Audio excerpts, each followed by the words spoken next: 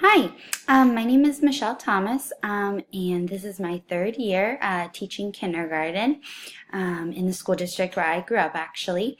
I am about halfway through the master's program at FHSU, so I'm really excited about that. My experience with multimedia is not too much. I do try to incorporate it. We have iPads in our classroom, so I download apps for my students that allow them to expand on what we've been learning previously that day. I also do Smartboard Exchange. We do some games and various things through there. My definition of multimedia is just using more than one application of media to communicate or get ideas across to your students. And so as a teacher, it can just be using maybe more than one type of technology to teach your lesson or different mediums that help students learn. So some goals I have for this class is just to explore different tools that my students can use and just learn maybe how to use them or get ideas from my classmates of things they use in their classroom that I can use in mine.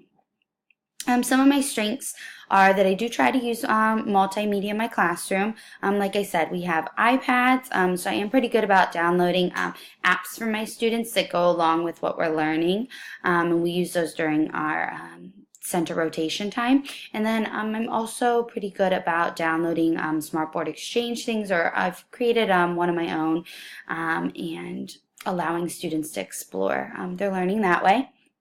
Some of my weaknesses are I can be hesitant to use new technology in my classroom just because I'm not always the greatest at figuring it out. Sometimes I don't always like change, so that's something I'm working on.